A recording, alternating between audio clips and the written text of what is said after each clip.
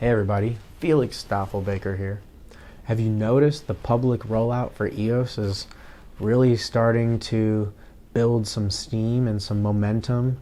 And we see public partnerships now from the EOS Network Foundation between Masari, between Binance.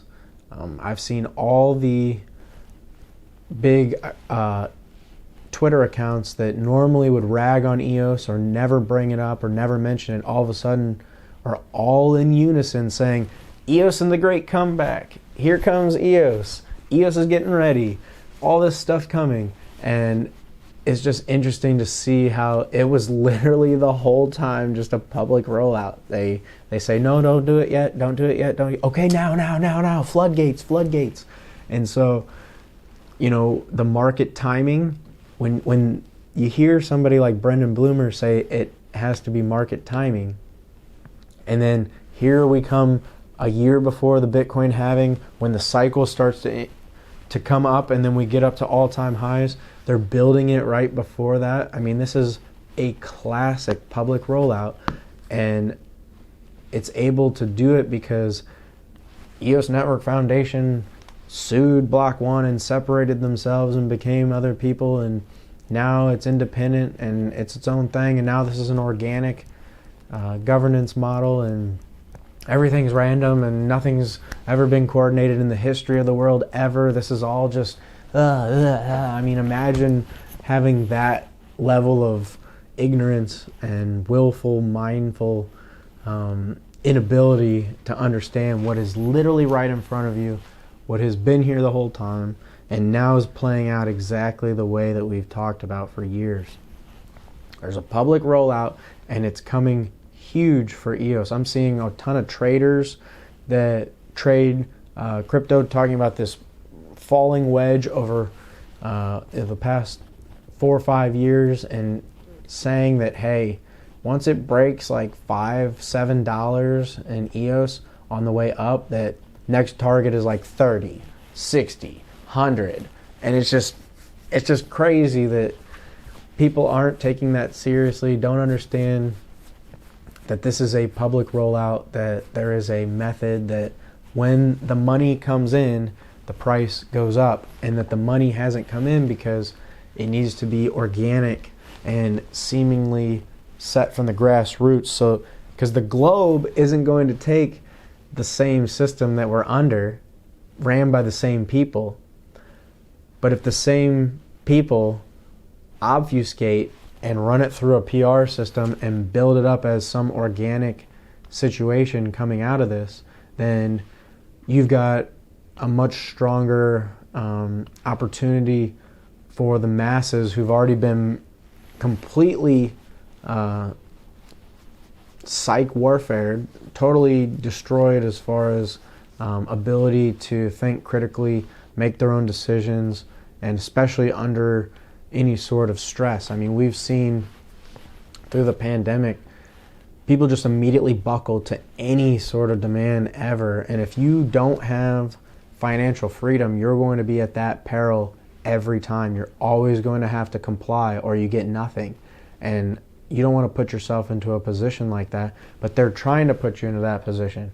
And then they're trying to make it seem like they're not even involved when they're the people rolling it out. And this is a sophisticated, high level 21st century warfare rollout of a new technology on the masses. And it's a total capture. It's a total globe capture. People are going to be addicted to the data as opium in the past, and it's going to be the same level of control, the same level of, it's not something that I like to really get into with people because they don't understand basic history, they don't understand what's gone on, and so most people don't realize this, but especially in the Americas, the banks were the ones that were financing the slaves and allowing for the slave trade to go on, and they were profiting off of it.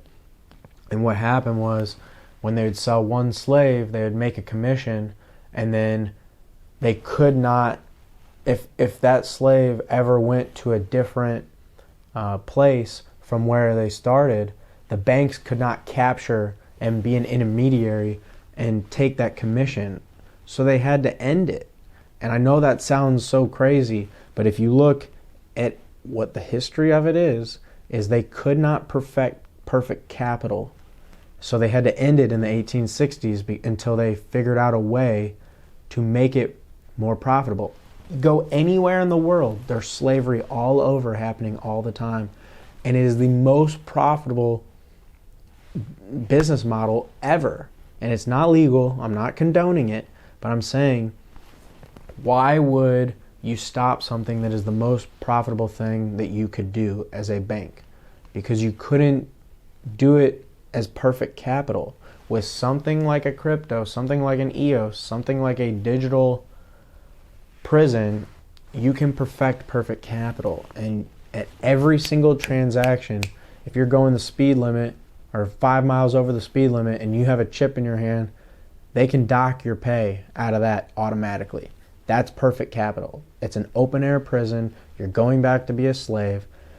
And it's just not something that people want to hear or take into consideration. But I'm seeing that happen and play out. And you can tell that this is a public rollout because all of a sudden, the real like for years before EOS Network Foundation ever talked about it, I've been using Masari because that was one of the best price oracles for crypto, and I could always get good data and I could always use it to my advantage to try to dollar cost average into something like Bitcoin. And so when you see this public rollout taking place and you see it being rolled out, and when you look at the very top, who's financing it, it's the banks, it's the big guys, it's the people that are telling you, oh no, we just want you to have freedom and want you to be free, and we need a new system that's more free for you guys. But they're not. It's going to be a level playing field. But what they mean by level playing field is everybody's like this all over the world. Everybody's going to be rock bottom. Everybody at the bottom, and there's going to be a tiny, tiny, tiny amount of people who have any wealth whatsoever, who own anything. They're not telling you you're going to own nothing and be happy because they're actually going to give you something. And this is all starting to mesh in a way that people aren't seeing. It's a public rollout, and here we are. We're going into the Great Reset. It's about to be the New World Order. It's about to be one world government. You're about to have to take a chip in your hand or your forehead to be able to buy anything. And the people not taking that seriously of this public rollout, which I've been talking about for years, will find out the hard way. And I don't want them to find out the hard way. I want them to just understand where we're at, but they're being tricked.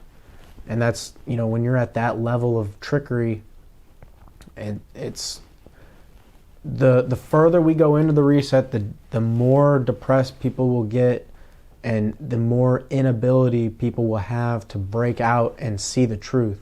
You have to already be in the truth. The people who are in the truth are getting more knowledge and more information and more free, as the other people are going more into the pit of slavery and to the New World Order and to the loss of their soul for eternity if they take that stupid mark. So people aren't taking that seriously. This is a public rollout. I'm just pointing it out. You have to make your own decisions for you and your family, and there's not much time left. So I just wanted to put that out there. Stoffel Baker out.